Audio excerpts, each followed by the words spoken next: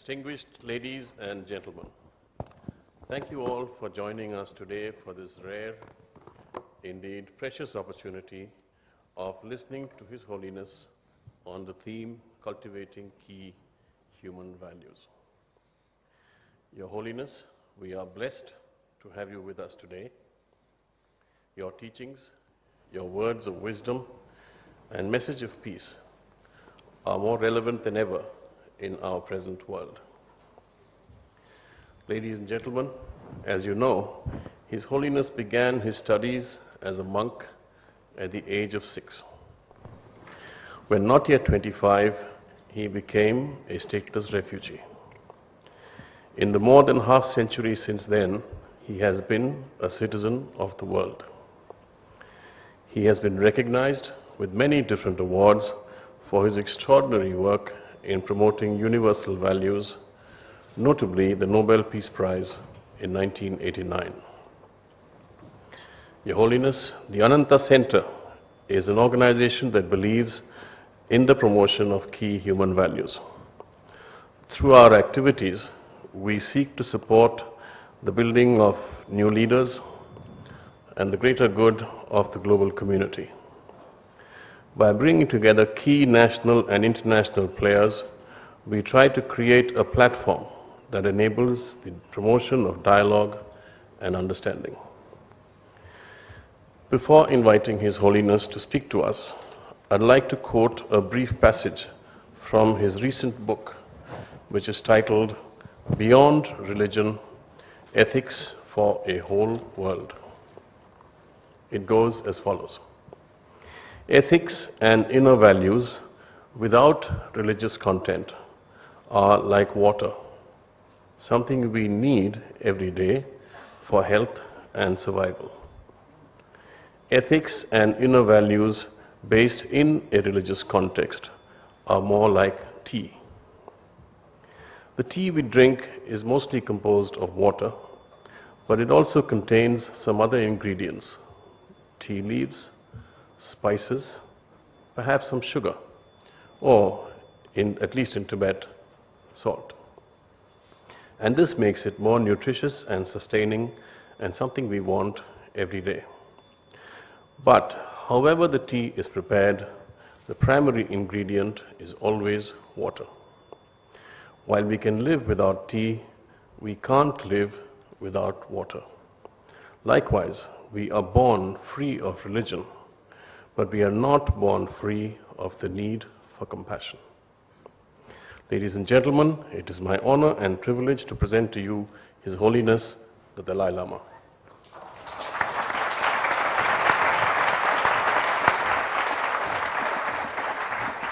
I think a few words from there.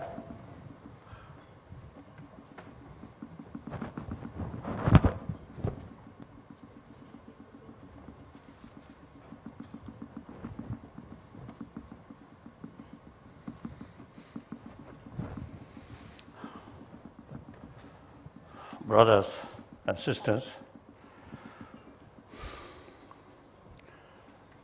whenever I meet people, I always feel I'm meeting another human being. I never consider importance or rank or position or faith. Different faith or different nationality. I simply look at you as a human being, another human being. I myself also, when I meet people, I never consider I'm Tibetan, something different from others or other. People. Or I never consider I'm Buddhist. Simply just human being. And I never sort of consider, when I sort of meet people, I am His Holiness 14th Dalai Lama. I never consider. Same human being. I have some reason to stress that humanity today facing certain problems which actually our own creation, not on the level we are semi-human being, and deliberately, you see, create some problem. No. Secondary level of differences. Different nationality, different races, different color, different family background, different faith. Then, you see, divisions come. That creates we and they. That's the basis of all these man-made problems. So we, all 7 billion human beings, have the common responsibility to create happier humanity, peaceful humanity, ultimately compassionate humanity. Make distinction, this and that, is hindrance for that. So we must emphasize sameness of human being. I always is talking or expressing, we really need sense of oneness of 7 billion human beings. So with that, I have 3 commitments. Number 1 commitment, promotion of human deeper values. That's the ultimate source of individual happiness and also physical health.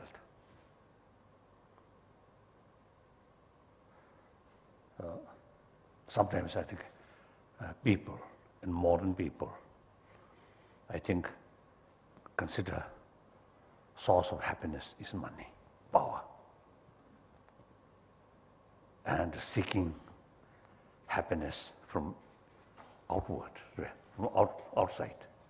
This is totally wrong.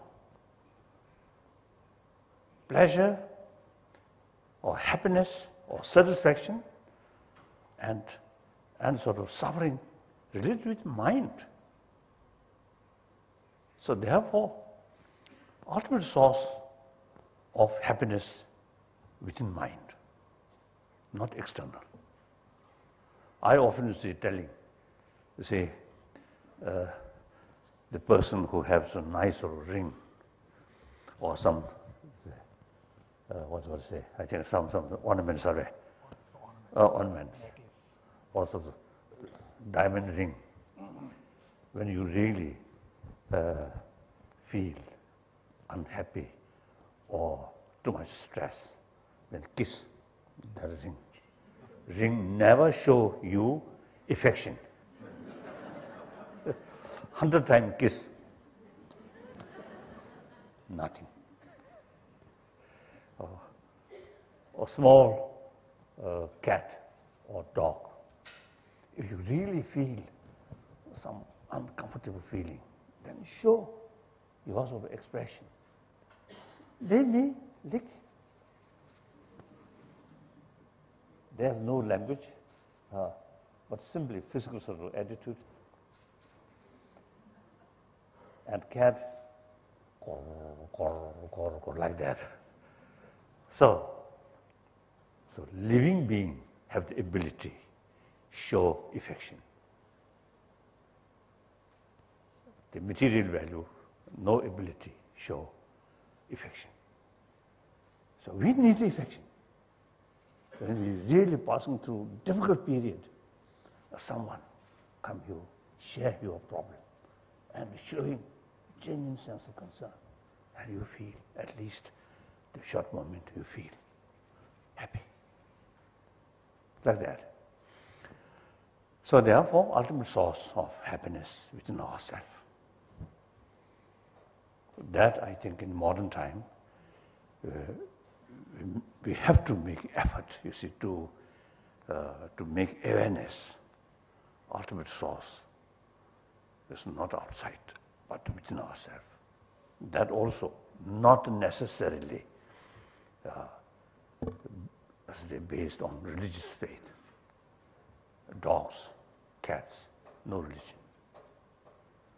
And human being, very young age, no faith, no religious faith, no religious concept. Some scientists, they experimented. You see, some picture, like cartoon picture, show child age 2, 3, 4 years old. The cartoon shows some kind of, how should I say, affectionate attitude. The child's response, very happy. A cartoon shows some kind of negative child, little sort of, how should I say, because of the reluctant or something like that. So that's the human nature.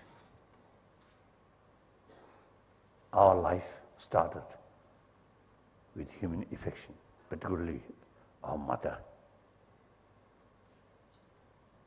And after birth, a few years, the affection, mainly from mother and also father and some other friends, is crucial factor in order to grow properly, physical as well as mind.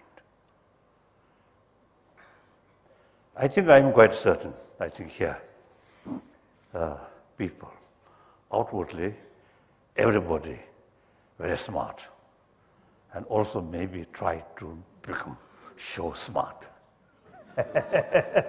Even though some worry or some stress here, you see, show nothing.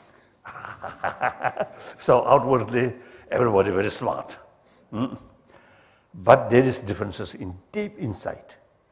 Those individuals who received maximum affection from their parent, particularly from mother, and grown up that way, I think in deep insight, sense of security, safe, God. Oh, those people who at a very young age lacking that kind of affection, deep insight, some sense of fear, insecurity. So our life start that way. And then furthermore, we are social animal. Any social animal, mental level, emotional level, one sort of the mental attitude which bring together. That is human affection. Or even animal affection, love brings together. Anger expels away.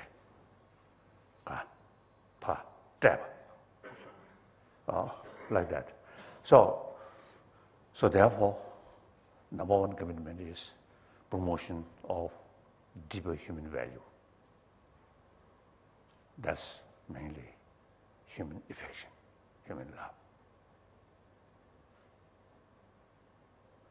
The way approach that, or way to promote that,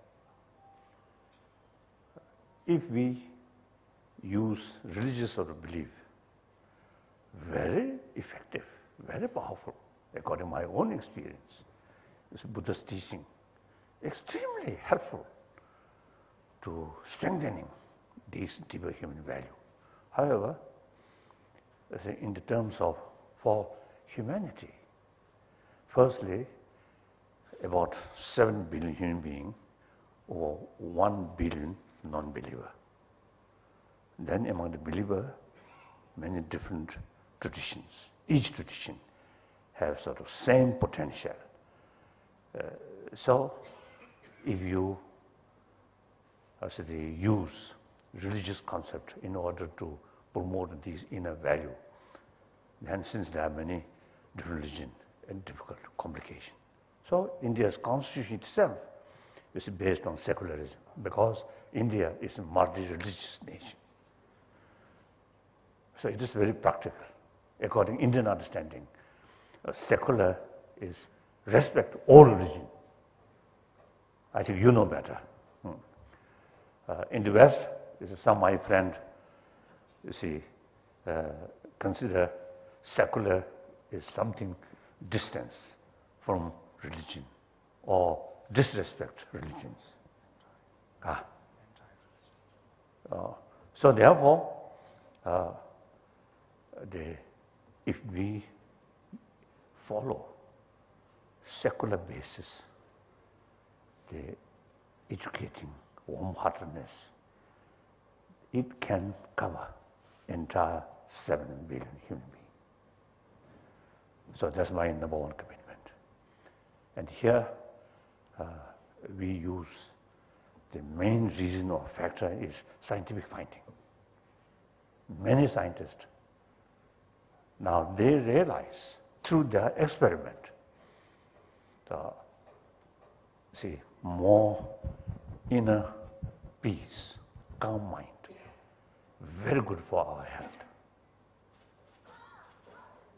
Agitated mind, very harmful for our health.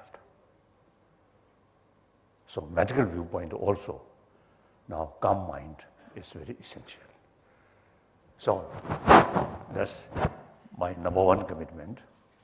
Number two commitment, then I'm talking as a Buddhist monk. According to my own experience, I realize, and also you see, as a result of meeting with people from different spiritual traditions.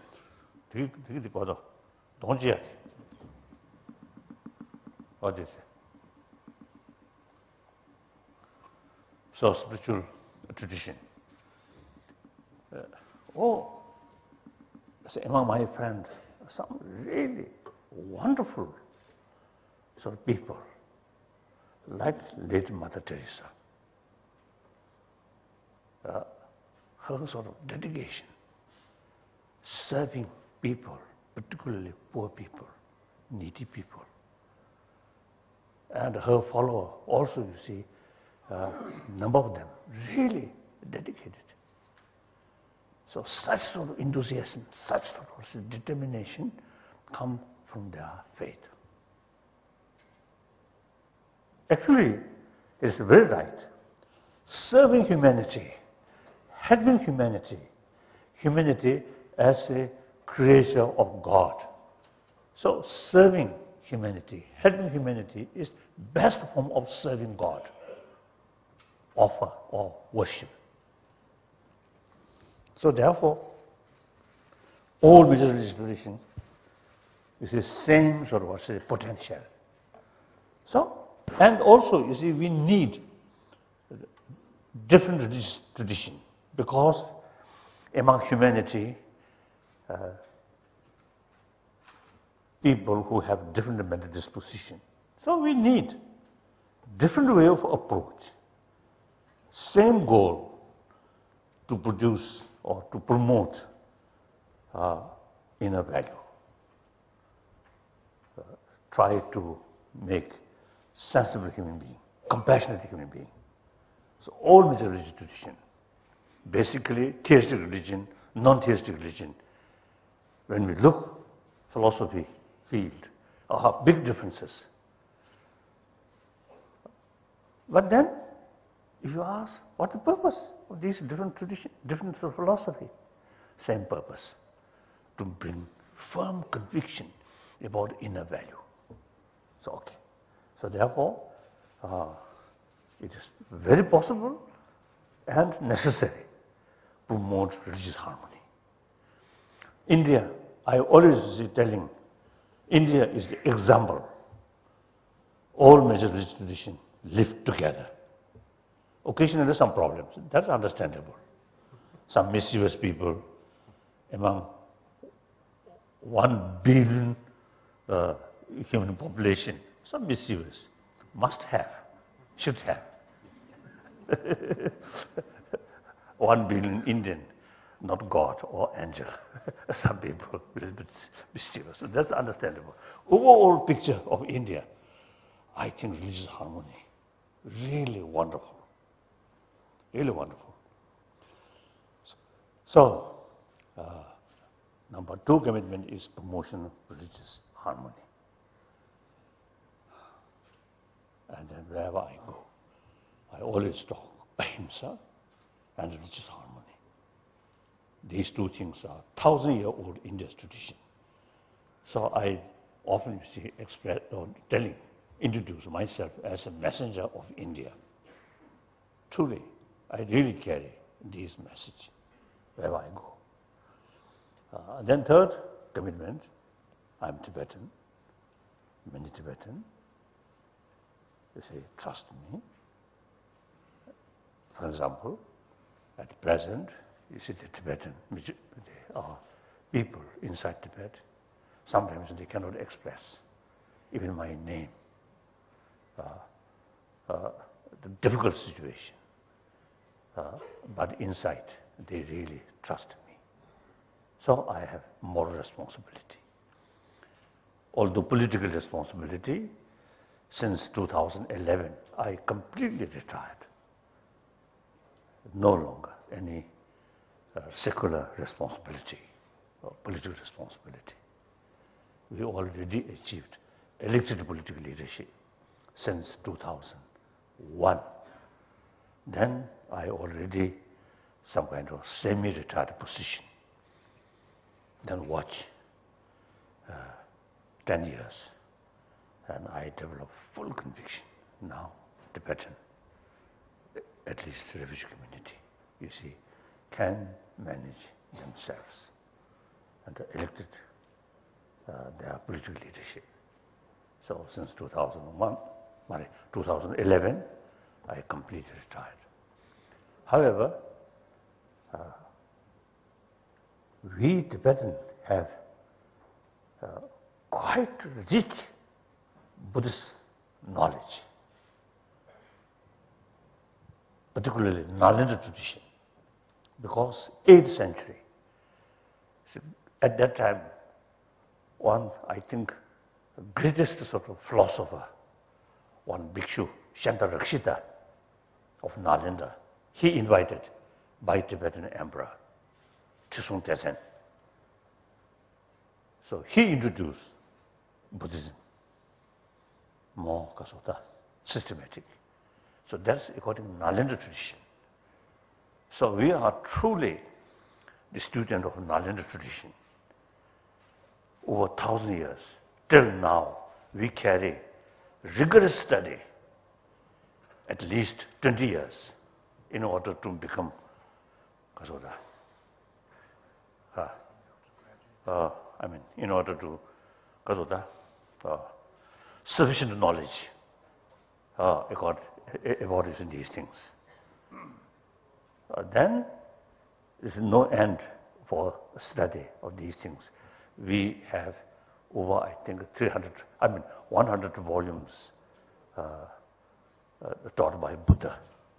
About 220 is a commentary wrote by mostly Nalanda masters.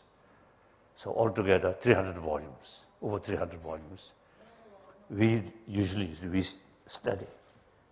So now my age, nearly 80, still I'm studying. So till my death, if my eye okay, then I will carry this study whenever I have time. So whole life remain like student of Nalanda.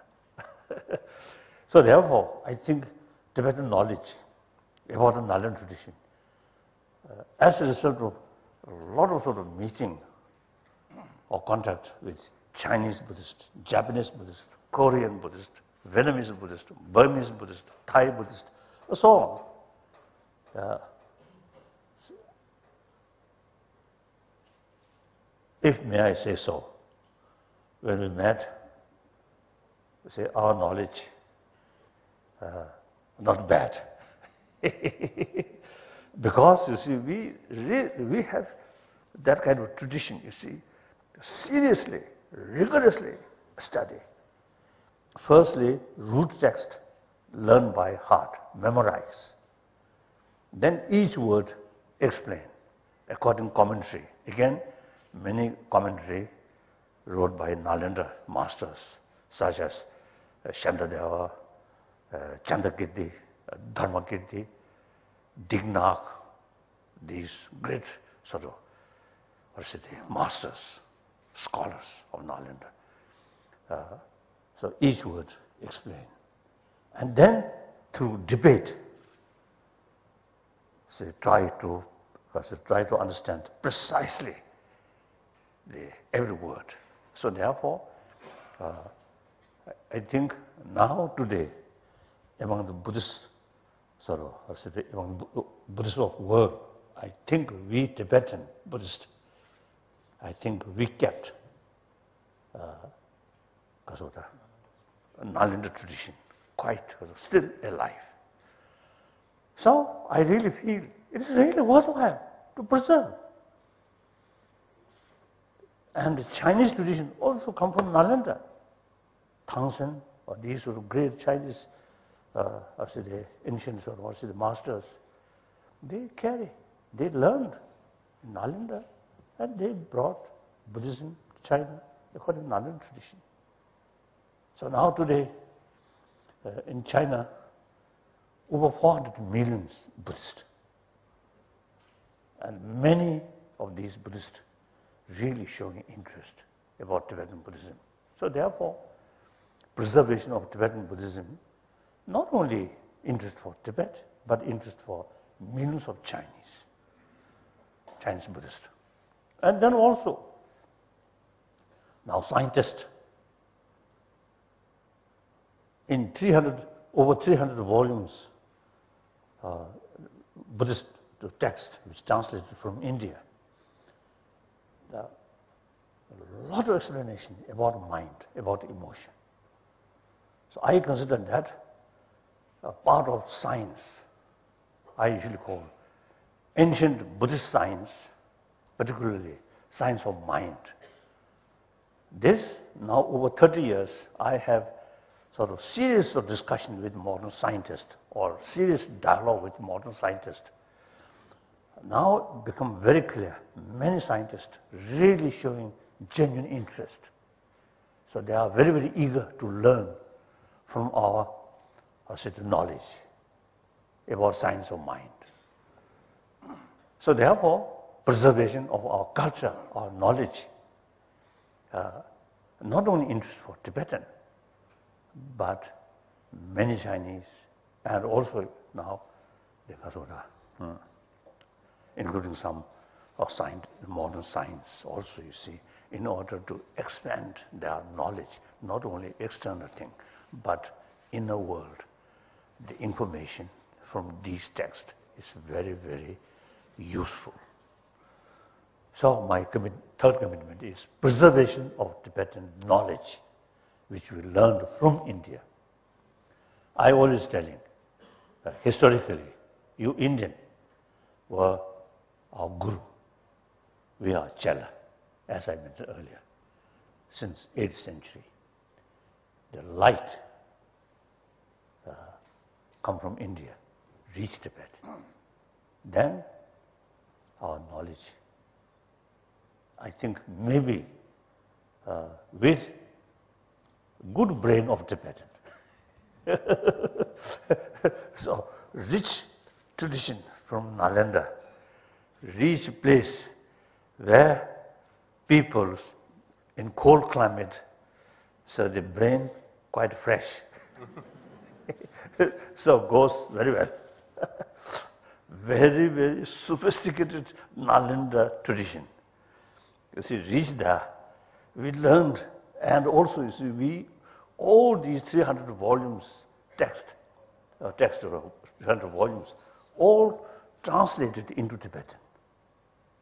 So now today, as a matter of fact, best language to thoroughly explain about Nalanda philosophy, Nalanda sort of knowledge, Tibetan language is the best language. Not Chinese, not Japanese. Hindi also difficult. Sanskrit, that language. Like that.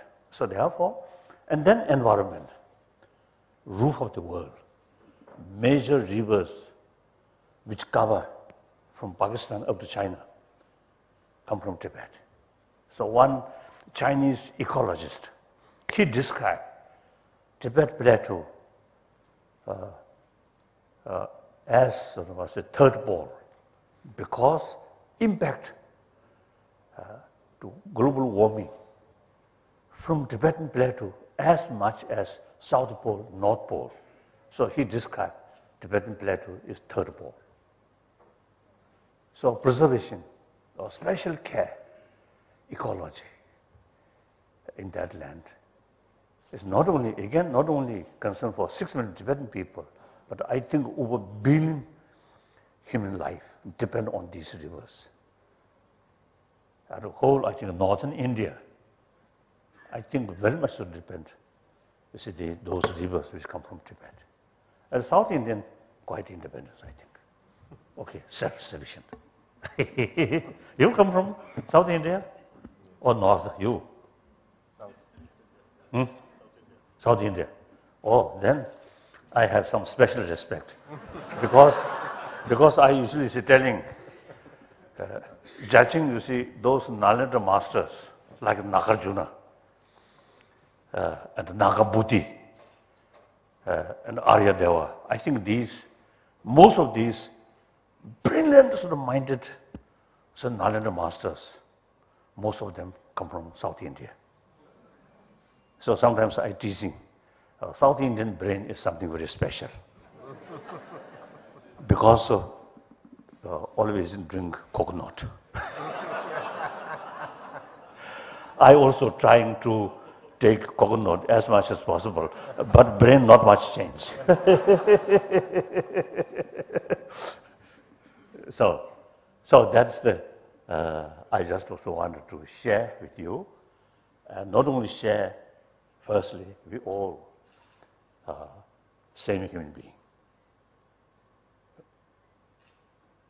Every human being, 7 billion human being, all should have responsibility to create better humanity, happier humanity. Humanity happier, peaceful. Each individual get maximum benefit.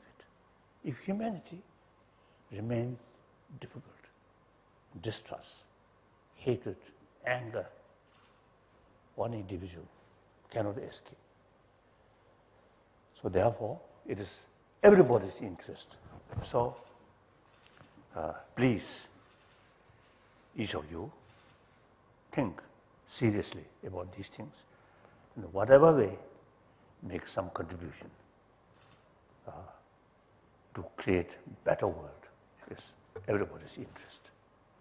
Then religious harmony, as I mentioned earlier, India, 1,000 years, this tradition, still that tradition very alive. So now, in ancient time, wonderful tradition, just kept your own area, your own country. Okay, now something different. Whole world heavily interdependent, and the communication with the help of technology much closer, east, west, north, south. So India, so this kind of tradition, not only ancient tradition, but very relevant to today's world, especially religious harmony, very, very important. So each of you, whatever way, you must think, you must remember how I can make a contribution for promotion of religious harmony. Then also is the Tibetan problem. Actually, I usually call Tibetan problem, in a way, problem of India, isn't it? Firstly, ecologically also, you see, some dams, many years ago, 1960, some refugee from Uyghur area, Xinjiang, eventually we become very close friends. So they come for the, Afro-Asian sort of conference, headed by Jayaprakash Narayan. So they come. So also, you see, they met me, So they told me, oh, in the future, there could be, you see, the Brahmaputra Kasota diversion towards north, like Gupi desert, try to make Kasota green area. So at that time, I felt, oh, that little bit of exaggeration. I felt that. So gradually, you see some because of the plan, dam, and also you're talking those some major rivers which towards south, you see, divert to north. So India, at least the northern Indian, I think a large number of human beings, you see, their life depend on this river, this water, which come from Tibet. So you also have the right, you see, to speak, to express your concern at the preservation of ecology, like that. So that's all. Now question and answer.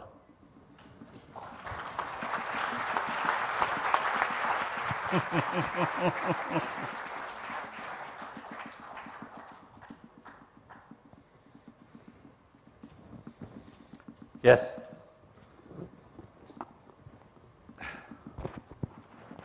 And any questions, and also some comment, also some criticism, and also some suggestions, most welcome. If someone is want to debate me, like many Tibetan Sarvasri students, since young age, we trained debate. Although now quite old, so my brain not that much fast of moving, but I think still I can carry some debate. Dalai Lama Ji, Your Yes. Holiness, thank you so much for your gentle training of the brain in the last 45 minutes. I just want to ask you about one small thing that you mentioned. You said that secularism is a value to be cherished for harmony in society. Just want to ask you, you know, there is this, it is interpreted in two ways by tradition.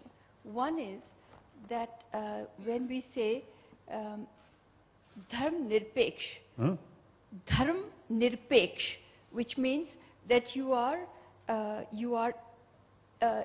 away, the state is away in equal measure from all religions. You are, you know, you are indifferent to all religions in the same way. Yes. The other one is Sarv Dharm Sambhav, that you are participating, the state is participating in every religion in equal measure. So, which is the one that you recommend? That the state should participate in every religion in equal measure, or should be distant from each religion in equal measure? What do you recommend? My basic sort of approach or thinking is non-sectarian. Each religion, even theistic and non-theistic, fundamental differences in the philosophical field, but we can learn from each other, enrich each other. Right? So, you should keep, I think better to keep close contact and learning from other traditions. It's very, very helpful. Not only closer relation, but also, you see, you can learn some useful experience or useful sort of thinking for your own practice. Very good. That's, I think, better. Remain a little bit distant. Then sectarian. feeling, even among Buddhists, among sort of Muslim, Shia, Sunni, and among Christian, Catholic, Protestant, some other, like that. Among Hindu, any major divisions? No. Yes. Traditionally, you see, according to Tibetan translation, like the Arya Deva and also the Bhavavega, they thoroughly sort of discuss with different non-Buddhist tradition, mainly 5, Sangha, Jain, and some other few more, Kasa, Vivashek, Mare, Chiraba, Vishishika, and Chababa Kasa. So, in any way, like that. So now today, how many different philosophical views? Well, there are among the different Hindus? philosophies, Shaivism, Vaishnavism. There are, but it all comes together. Yes, like that. Next question. Your Holiness, when you had visited us at Raipur, and you had established the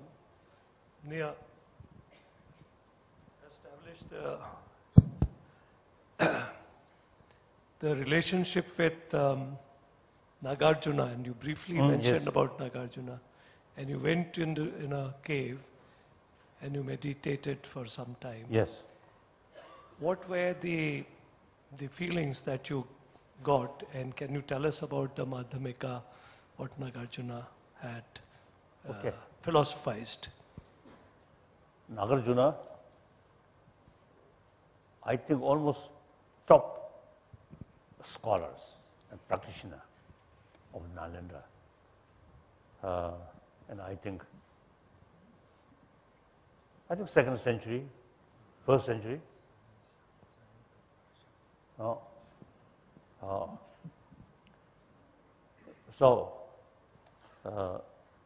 So we, in Tibetan tradition, Nagarjuna consider top most important, also the philosopher and his philosophy. Now, for example, his sort of concept about reality, external material reality, quantum physics, very similar. Actually, I often telling the Indian scientist, late Raja Ramana, nuclear physicist. Once he told me, you see, the quantum physics in the world are quite a new sort of concept, new finding. But in this country, he found almost 2,000 years ago, already developed concept of quantum physics. He found some of Nagarjuna's writing, he found there. So he told me like that.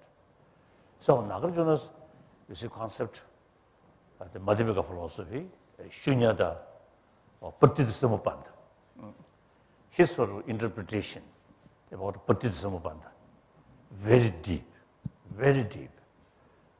So me personally, since my childhood, my childhood, 15, 16 years, not child. In any way, you see, the age 16, around 16, I developed interest. Then study, and also some sort of low-level meditation like that. Now over 60 years now. Recent years, real sort of deeper sort of feeling or experience. Very, very helpful. In the sense, reduce much sort of what's the negative emotion, anger, hatred, and then also desire, attachment. You see, much reduce. That's quite noticeably rare. quite noticeably. So the text is mentioned, all these destructive emotions come from ignorance, which completely sort of distorted sort of view about the ultimate reality. So the concept of shunyata, according to Madhyamika philosophy, you see, explaining reality, such as quantum physics. If you investigate nothing, all, you see, the kasada, destination. That does not mean nothingness. Things are there, but not exist as appears. For example, another American scientist, Aaron Beck, a few years ago I met, and then he's still alive. Now his age over 90 years old. So recently I was in America. I went to his home and met, because I admire him. So according to his finding, few decades to his experience dealing with little disturbed people's mind. So he concluded, for example, when we develop anger, the object which we feel angry, that object appears very negative. But actually, 90% of that negativeness is mental projection, not reality. So this exactly Nagarjuna stated that. So this Nagarjuna philosophy, his teaching, very realistic, very relevant, at least for Buddhist, like me, follower of, say, student of his philosophy. Very helpful. One quite strange thing. First, I reach, that I can't remember the name, that place, one sort of ruined old sort of walls there. When I reached there, one conch, one conch there. I felt a little strange. Then I asked the professor, you see, historian, you see, who explained these things. I asked him, can I, the Kishore is there. Can I sort of take? He said, oh yes, no problem. Then I took that. And now still with me, Dharamsala. I consider there's some sort of maybe too much superstition. I consider something good omen. Beside that, no special dreams, nothing. So my practice, of course, continuously. Then, one occasion at the Nagarjuna Kondra, near Nagarjuna Kondra, Kasa Amarbati. So I give one teaching, and before that actual sort of ceremony, I give some explanation. This is some text which mention about Shunyata according to Nagarjuna. So when I explain, certainly my understanding, certain sort of the meaning, deeper level of the meaning of Shunyata, somehow, that very moment, some new understanding developed. That I felt maybe some connection the blessing of Nagarjuna. So after sort of visit, you see that cave, and I read Madhyamika Mulakarika, wrote by Nagarjuna. We read, and some meditation, like that. Very, very helpful. I remember lunch together, and then one morning, you see the garden, you together. That I remember. Thank you. And also, you see, you mentioned about the patty rice. Oh, so utilize, so the certain sort of the method or something. The 20 production can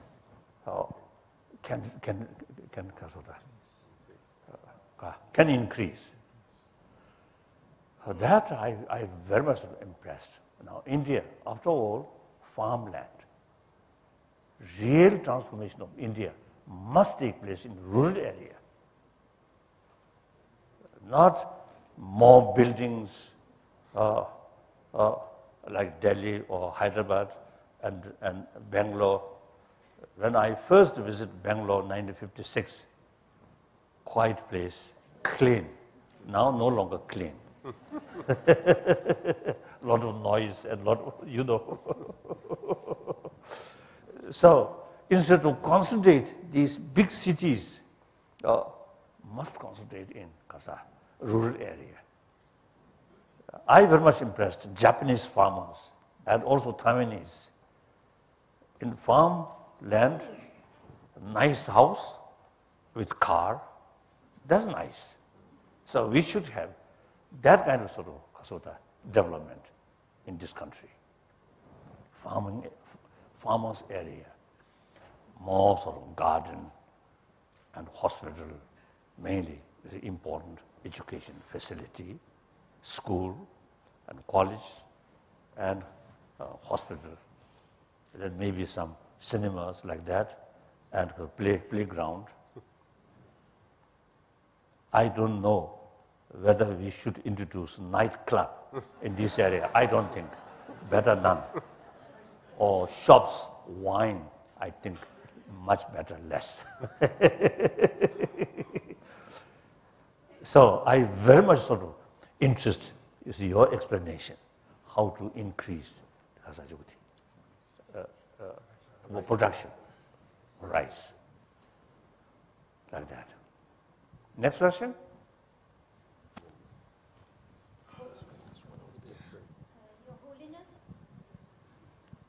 Your Holiness, is our ultimate goal compassion or dispassion? Because compassion still has an element of attachment to it. No. But is the goal finally to overcome that, to become, in fact, dispassionate? Compassion, two levels. One level of compassion, very much mixed with attachment. That's mainly biological factor. Even animals also have that kind of compassion.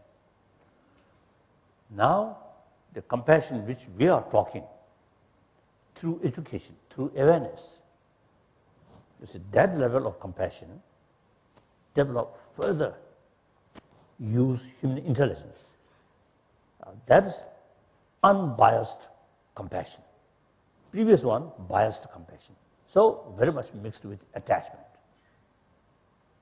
So therefore, the first level, low level of compassion, very much oriented about others' attitude.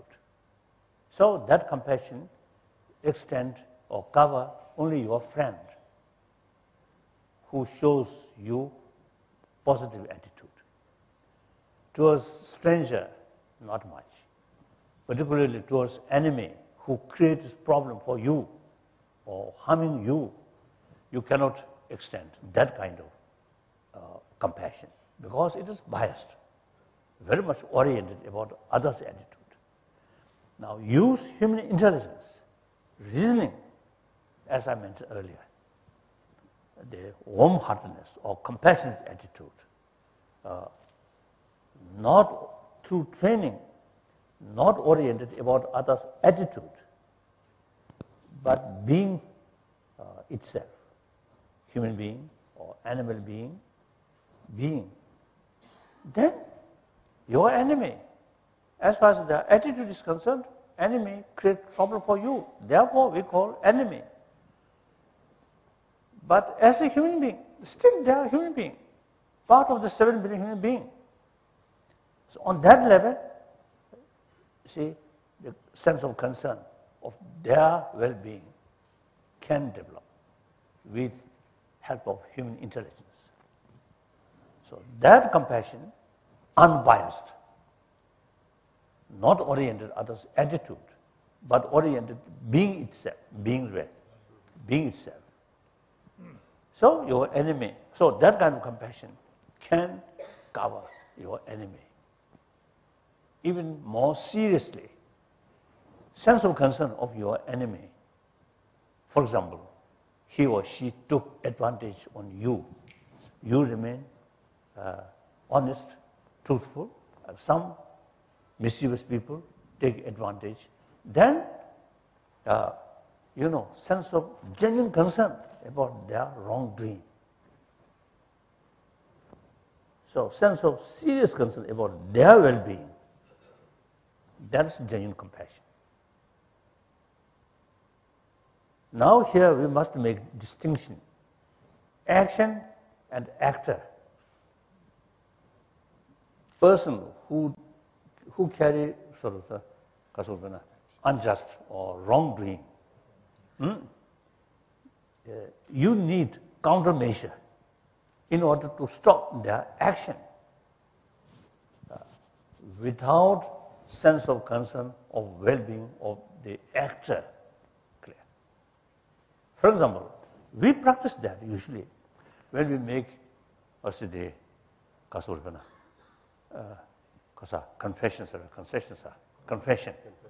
confession, isn't it? Confession. Oh, I did something wrong, now confess. Oh. So at that moment, we make distinction. You yourself as actor, and that wrong action as an action. So the actor now realize wrong action, so confess. So similarly, we can make distinction. Your enemy's action and enemy themselves. Enemy as a person. As a person. So keep sense of concern of their well-being, oppose their wrong action. Okay. So this only human being can do, not other animals. So biological factor, so compassion is common with certain social animals. You see, more or less, this is the same. Like that. Some sense? You understand? Next question. Your Holiness, what's your vision or the estimate of the future, maybe by 2050? Will the world be more peaceful or more chaotic? Kasa? 2020. That entirely depends on us, on human being, ourselves. So that's why I usually make distinction. Generation of 20th century, generation of 21st century. Now 21st century, now only 14 years passed. Over 80 years, 80 years yet to come. So we have the opportunity or possibility, change future. Past we cannot change. Sometimes I jokingly tell you, even God cannot change past. According to theistic religion, everything created by God, but past is past.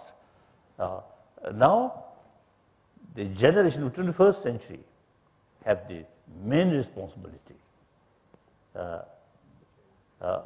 to make certain effort with vision, wider perspective, and ultimately, as I mentioned earlier, consider 7 billion human beings, same humanity. Their interest is my interest. So therefore, fulfill my interest, we have to think well-being of others. So I always expressing, now very existing education system, very much oriented about material values. We are lacking education system, including inner value. When we talk about inner value, we immediately rely on religious belief. That's very good, but will not be universal. So only choice is secular ethics, based on through secular approach. That's the only way, only possibility. As we already touched, according to Indian understanding, secular ethics is basis of all major religious tradition. All major religious tradition talks about love, compassion, forgiveness, tolerance, these things. These are the secular ethics. Honest, truthful, like that. Excellency, you spoke well about Tibet is India's problem. And you also said that there are ecological problems that is coming out of Tibet, dams, big dams. If you remember that Prime Minister Narendra Modi in his swearing-in ceremony invited Lobsang Sangye, the Chief Administrator of Central Tibetan Administration. Do you see that Indian government is going in an enhanced way to solve the problem of Tibet? And do you want to have any dialogue with India or China on this issue separately or together? As I already mentioned, now I retired old person. Yes. So I think overall, India, I think now new government more assertive somewhere and wider contact. And also, seems to develop a sort of personal, close relation with Chinese President Xi Jinping. This is a good start. You see, I think basically any man-made problem must be solved through mutual understanding, not through confrontation. What happened in 20th century? First World War, Second World War, Korean War, Vietnam War, all these try to solve something, but through confrontation way. Finally, violence. And even Afghanistan issue. President Bush, I love President Bush. I really respect as a human being. Very nice person. From first meeting, we immediately become very close friends. Some president, first meeting, a little bit distance. Second meeting, a little closer. Third meeting, closer, like that. President Bush, not like that. From first meeting. One, I remember, you see, as usual, you see, when we said some cookies, then I just expressed, oh, which cookie is better? Then President Bush said, this is very good. Like that. You see, like, you see, union of old friend. That I love. Ceremonial, official, more formal way, I don't like. Completely informal. As a human being, it's much better. When we're born, no one born with formality. When we die, also you see, no way to die formality. When we got sick, some pain, no longer any formality, crying, shouting like that. I think queens or kings, I think when they, you see, serious pains, I think on the hospital bed, I think the same way. So much better, you see, we accept the reality. Acting like a human being is much better. an artificial formality that I don't like. Some Japanese, so when we discuss or ask something, then they, whether agree or disagree, not very clear. I think you have experience. But since even Japanese say, I always see Kazu acting completely informal. So some of these Japanese, even sort of spiritual leaders, when I met, they acting like a human being, wonderful. So Japanese liberals, so the eyes, I think, to some extent, melted, or little cracks. One Japanese abbot, respected abbot, scholar. He wrote many books, great scholar. So one day, we met, and he frankly told me, we Japanese also used to recite one text, one sutra, heart sutra.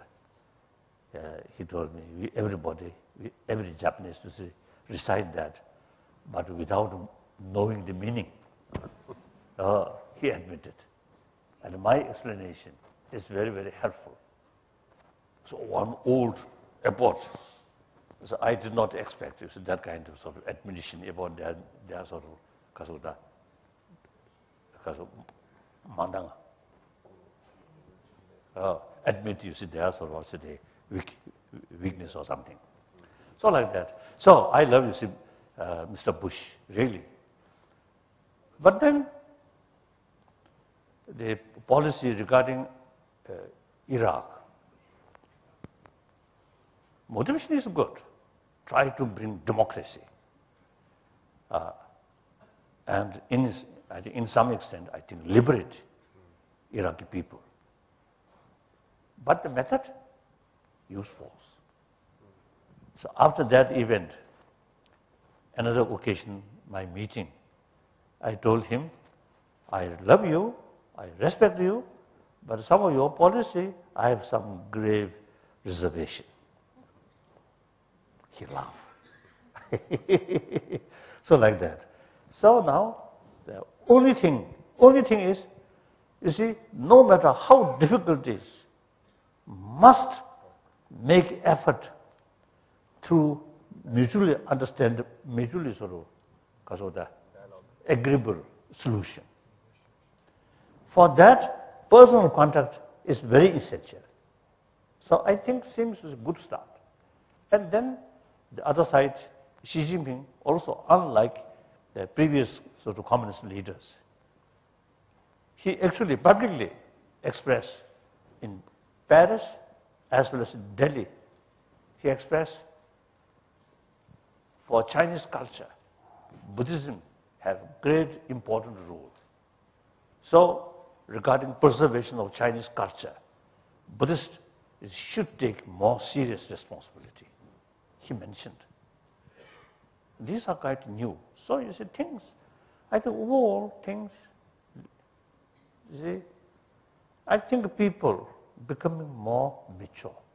That's my view. So we need more patience without losing determination, willpower. Then I think things will change. Use common sense. There's no other alternative. These problems have to solve. Confrontation creates more problem. So only thing is through talk, through dialogue, isn't it? Like that. Next question. Your Holiness, I'm a practicing Hindu by religion, basically to know more about what basically religion is. All religions teach that God is one. What? All religions believe and teach that God is one. Oh, God. Oh. Yeah, God is one. I'm not sure whether I should be asking this question or not, but since it came into my mind, so I'm asking. So, yes. What is the basic difference that you see what is the basic difference that you see in being a Muslim or a Hindu? When both the religions preach that God is one, then what is the basic difference that you see in being a Hindu or a Muslim? What is the basic, what did you say? What is the basic difference that you see in being a Hindu or a Muslim? I think I mentioned or not, the theistic religion, non-theistic religion, among world religions, two categories. One, theistic religion. That is the fundamental sort of faith is creator, God as a creator. Then, among Indian religion, Sangha philosophy, Sangha tradition, two parts. One, accept God, creator. One, no. So one part of Sangha philosophy, and then Jain philosophy, then Buddhist philosophy, no concept of creator. Buddha Shakyamuni or Mahavira not considered as a creator of God, but the completely, this is an enlightened person, enlightened. That we call Buddha. Buddha means enlightened. So original Buddha Shakyamuni was ordinary sentient being. Then gradually, through training, eventually become Buddha, enlightened. So long, ignorance there is sentient being. Sentient being is all right. Once ignorance completely eliminated, that's Buddha's mind, enlightened mind. So then Muslim, among the ancient non-Buddhist sort of tradition in India, as I mentioned earlier, Sangha also there, non-theistic. So, but generally, according to the Hindu practitioner, see, they believe rebirth and the theory of karma. At the same time, ultimately, one creator, Mahabrahma or something. Mahabrahma or something. So, except you see both the rebirth and since karma theory there, so they also accept law of causality. Ultimately, some creator. So this within the theistic, again you see differences. Then Muslim, I think Zoroastrian, I think maybe 3,000 years old. Then Judaism,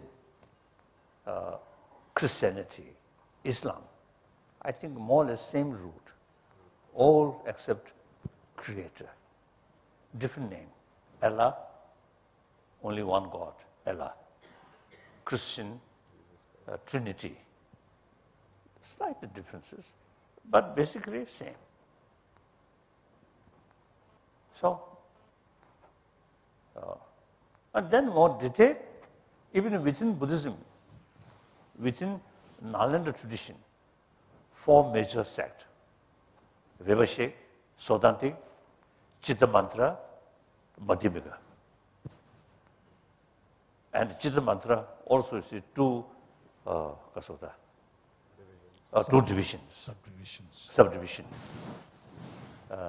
And so, Sodantik also you see two divisions.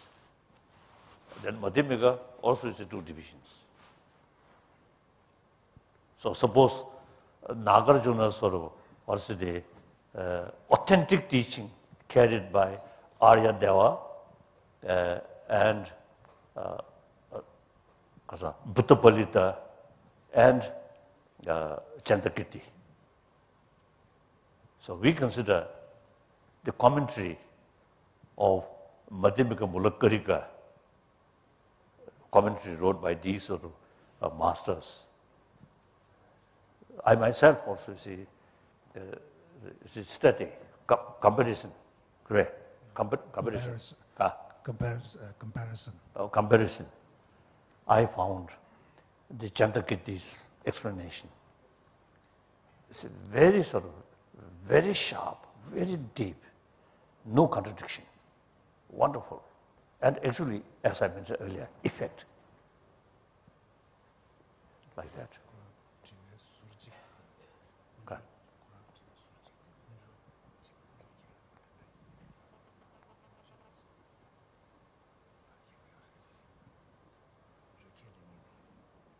So you see, there are differences, as I mentioned earlier.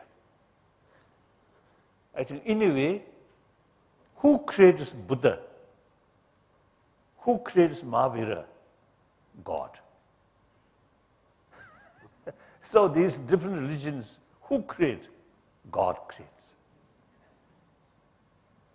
So you see, except one religion and then against the other, it's actually against God's God's work. So it's much better, though theistic religious people. You see, single-pointed faith towards God, and then the difference of tradition, you see, should consider also, you see, God's creation. So there must be some meaning, must be some purpose and respect. That's much better. I think in some occasion, when interfaith sort of meeting, sometimes I frankly is telling, whether you like it or not, the different religious tradition will remain. Neither, no power eliminate other religion. So, whether you like it or not, these different religions will remain. So, logically, it is much better live harmoniously, mutual respect, mutual learning, much better. Even in political sort of field, after Cold War, is it according to the reality, the concept of coexistence, isn't it? So among the religious people also, you see, should have some kind of coexistence of coexistence of concept, much better. Like that. Right. Next question. Thank you. Yes. Your Holiness, you talked early in your comments on how in the modern world we need to find happiness as a source from within, a simple and very powerful message, but for lesser mortals like us, perhaps very difficult to achieve. What advice would you have for us to be able to get to that state? Kosa, teachings or knowledge. I'm sorry, can you repeat the Sure. question? You talked about how in the modern world we need to find happiness from within. That's right. A very simple and powerful message. And I was just curious to hear from you, what advice would you have for lesser mortals like us to be able to achieve that?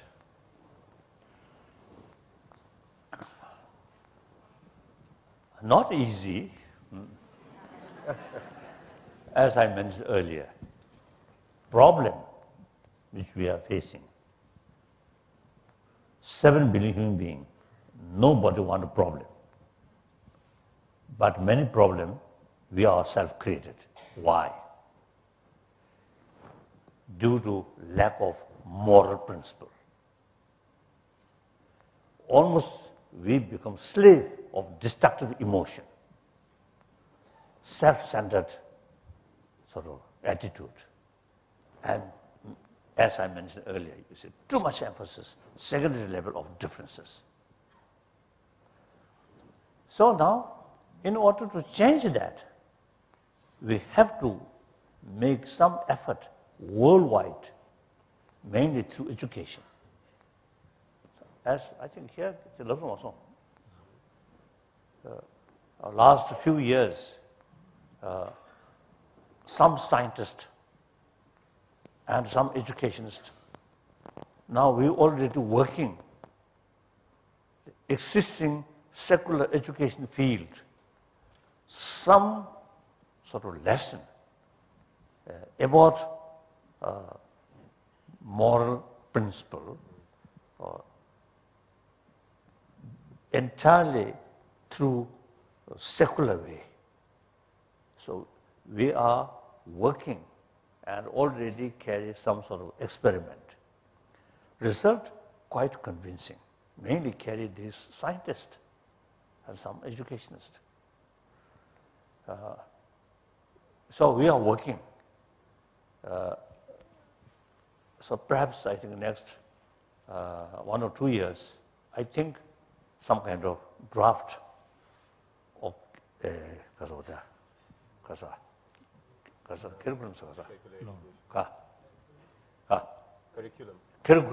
curriculum, the secular ethics, entirely based on secular way, not refer with religious sort of the thinking, religious concept, but based on scientific findings. So once that finalized or available, then here in India also, for example, the University Khasa, Delhi University, and also the other day I also mentioned JK, Jawaharlal Nehru University, and then some other university in Meerut area. So we already sort of working, they finalize the curriculum from kindergarten level up to university level.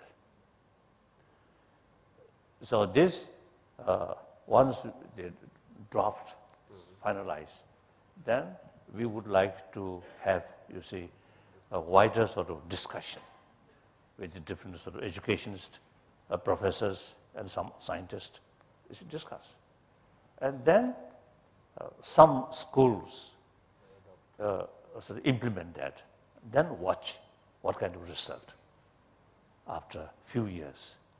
And definitely some benefit there, then more school, so adopt using that. Then I think America, or I think, for example, the Canada, British Columbia. British Columbia, Canada, British Columbia. Or British Columbia, they already now decided next year, so they have some kind of law.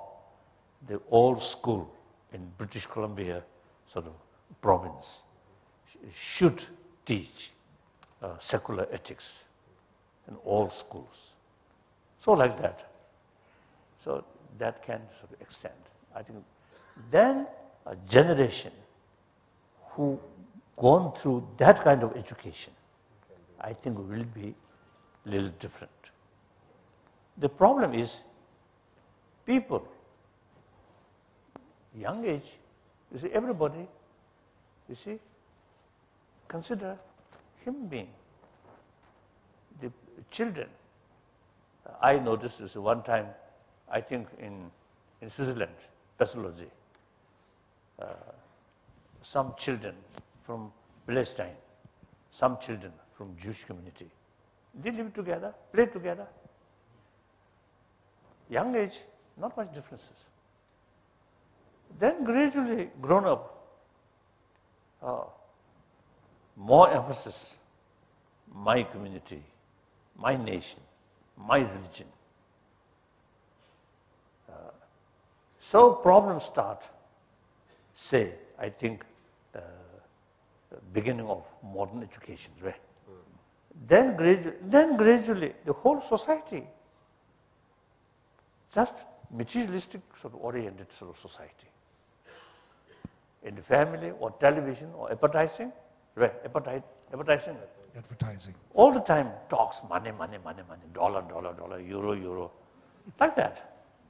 So then, the basic human sort of values gradually dormant.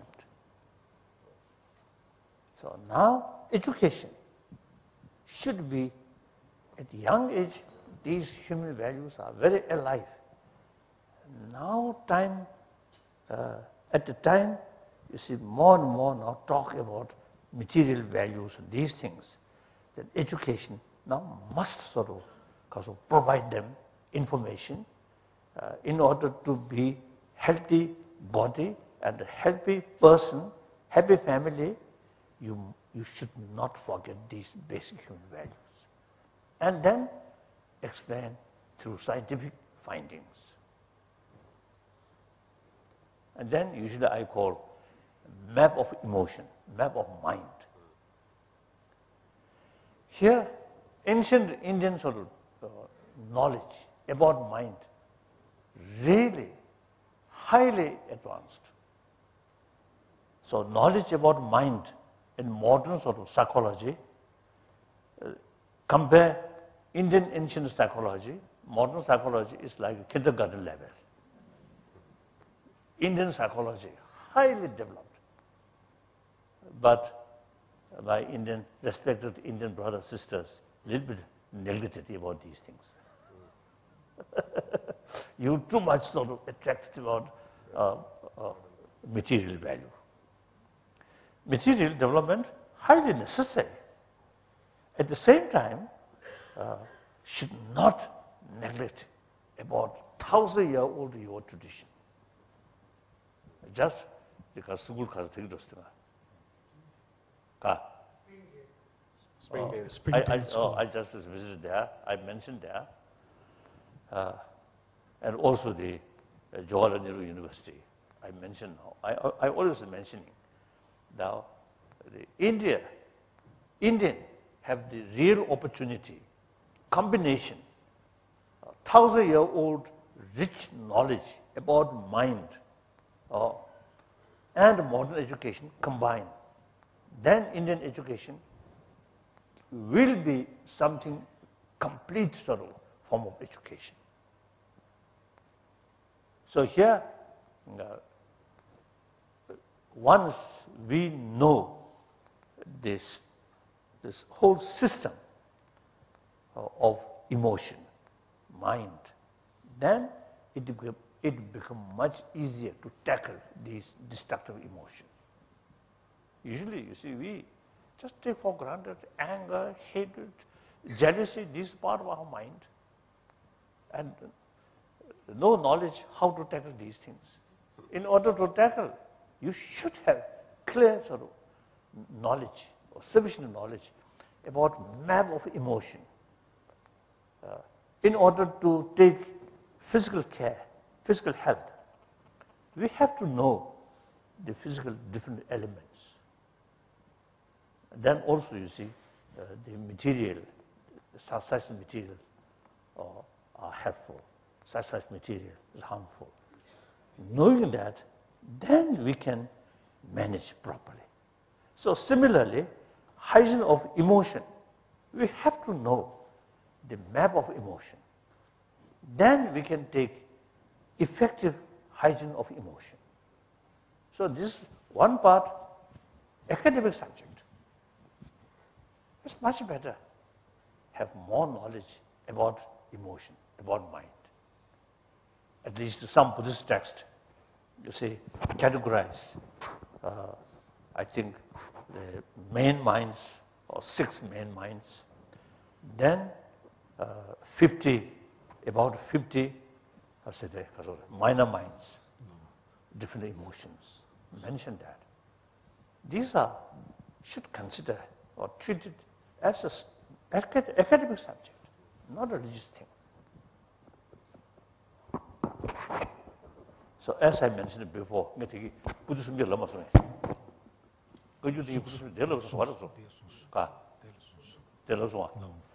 Out of about 300 volumes, you see, according to the content, we can divide 3 parts, 3 categories.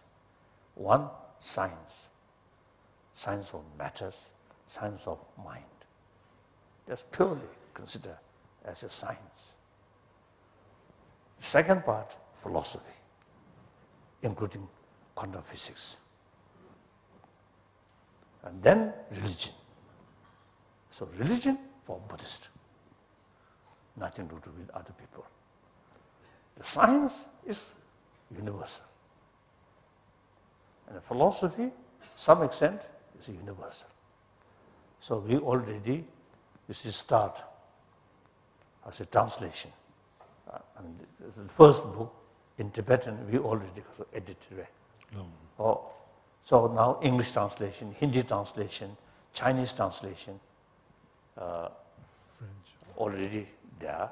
Now German translation, Korean translation, Japanese translation, Mongolian translation, Russian translation. These now, many organizations or many people already showing interest. So like that. So I, sometime back, I mentioned Khazadi, Khazin Rosel Labdati, Khazin, as a Max Deula used Khaza. One school in Delhi, Kharsa, Kare. Oh, there I already mentioned, they also accept. So once this book translation available or finished, and I already promised send them, and they will some kind of adjustment according to their own classes like that. So like that. So we are making some. All this knowledge come from India. So now reintroduced in this country. Like ancient Indian treasure, Tibetan, cold climate, like ice box way, or refrigerator way. No. Kept there over 1,000 years. Now reintroduced here. Will you take one more question? Yes. One more. Your Holiness, what is the best way to deal with negative emotions? Is it silence or is it dialogue? When you're angry, when you face negative emotions like anger, bitterness, is it good to be silent or is it good to have a dialogue? Because both are dialogue, much better. A silence, I think, keep here very sort of irritated mind, outwardly smiling. Worst. And keep months, years, and really harmful for your body. Much better express. The way express more positive way, we could, isn't it? There, sometimes we need a little bit of sort of restraint and mindfulness. And then gradually you express, but without much of provocation, like that. Then gradually, today's enemy can be best friend after some time. Okay, this is much better. As I mentioned earlier, even national interest. Confrontation, totally wrong. Talk on the human way, human approach. All human problem must be solved through human way of approach, not weapon. For weapon, you see, no ability showing affection. Real change should take here, not by force. Change here, the method, love, respect, sense of concern of their well-being, understand or respect their interest. Then try to find mutually agreeable solution. Isn't it? You need more patience, more determination. I think that's the only way. Whether we like it or not, that's the only way, only choice. Otherwise, fight, kill, and satisfy. If you win, satisfy. Some party. That short period of satisfaction. And eventually you might feel regret. Peaceful ways, much better. I think that much we also have experience. now 55 years as a refugee. We never give up our hope, our determination, with patience. And you see, we, 7th century, 8th century, 9th century, according to some historian, 3 empires: Chinese Empire, Mongolian Empire, Tibetan Empire. Tibetan Empire, much emphasis, much involved Dharma, religion. Mongolian Empire, emphasis much military forces. The Chinese Empire, emphasis political thing, like that. So now, much changed. I think end of 9th century, Tibet disintegrated. So much changed. So now today's reality, according to today's reality, and also look, European Union, India also. Before India's independence, kingdoms, Kashmir kingdom, Hyderabad kingdom, and some other kingdoms. Then you got the independent, you develop independence, union. Some Kashmir problems, that's because of Pakistan. Otherwise, I think when I met some people in Tamil Nadu, you see, they say Tamil language is much richer than Hindi. So that kind of feeling, but doesn't matter. Still remain part of Indian Union, because you see, equal right, freedom, rule of law. So I think this kind of union, I think, never happened. During Ashoka period, I don't know how much, I don't know. So like European Union, also, in past centuries, fighting, killing each other for their own individual sovereignty. Modern Europe, now more matured, thinking, common interest.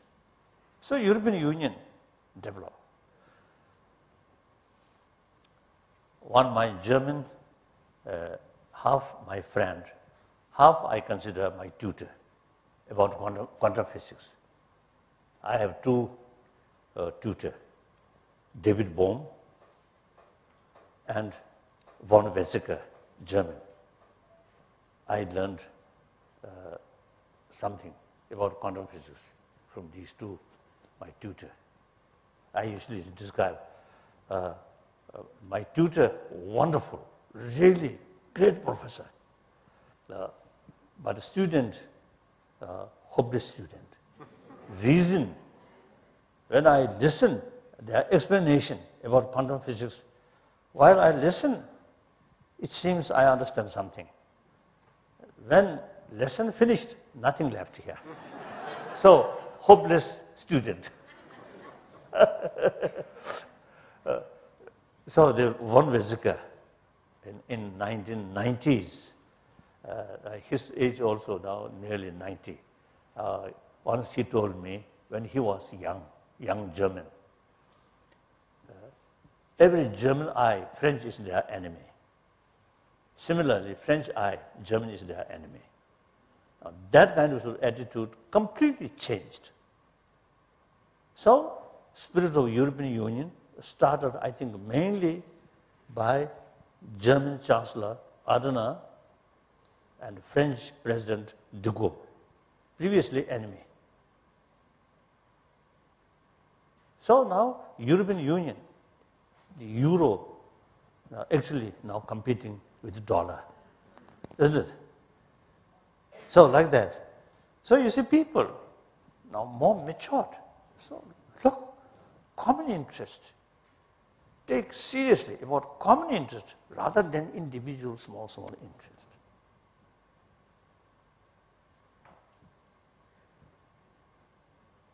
If may I say so, the president of Russian Federation, I think coming back interest for Russia, only Russia.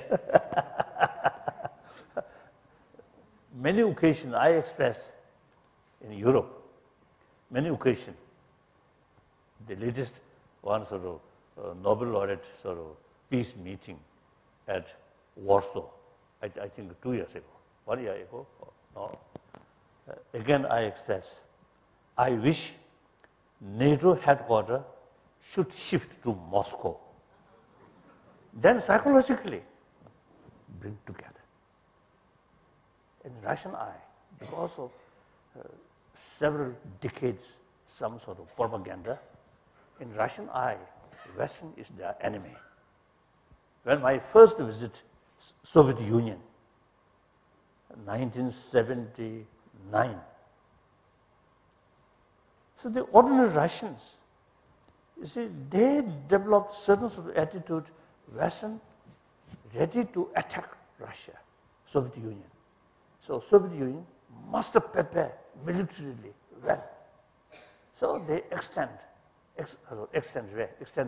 strengthening Warsaw Pact. Mainly out of fear, out of ignorance. I already know the Western thinking because 1973 I visited Europe, many European countries. So in the West, they fear some attack from Russia, from Warsaw Pact. In Moscow, they say, oh, Western ready to attack Russia. I think that Cold War sort of mentality is still there. So therefore, in order to remove that, Warsaw Pact, no, the NATO headquarters shift to Moscow and bring Moscow together. I think now too late. Now seems the President Putin himself is want to revive Cold War. Unrealistic. Of course, these comments are not for public, because of the publicity. I think better to keep in this fold. Isn't it? Thank you. So your question on Jingbin. This one.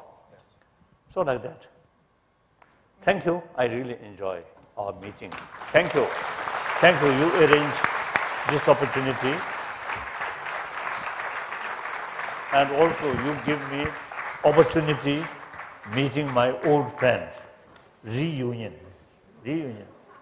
Recently one night in Japan, or 2 nights, or 1 night in Japan. So I just to say, recall our meeting. Ladies and gentlemen, we've been treated to a feast of ideas grounded in wisdom, stories laced with humor, and deep understanding clothed in simplicity of communication. Oh yes, yes. Your Holiness, you leave this audience with many thoughts and emotions on key human values which will stay with us for some time. Thank you for your presence here, for giving us insights drawn from your wisdom, and for encouraging us to focus on our better selves. Thank you also for your unique social vision and mission. Ladies and gentlemen, I would request you to please remain seated till His Holiness has left the hall. Before that, I would invite you to join me in a final round of applause for His Holiness the Dalai Lama.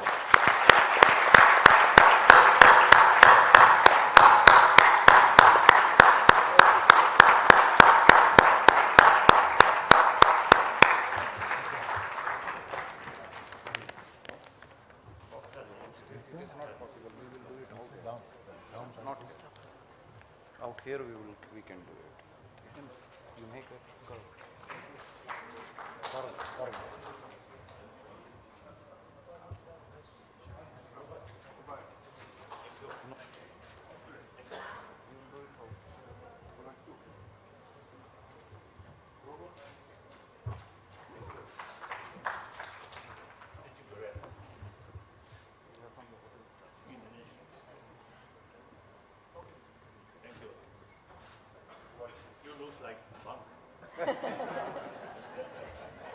We'll take a photo. So, picture. You're ma'am.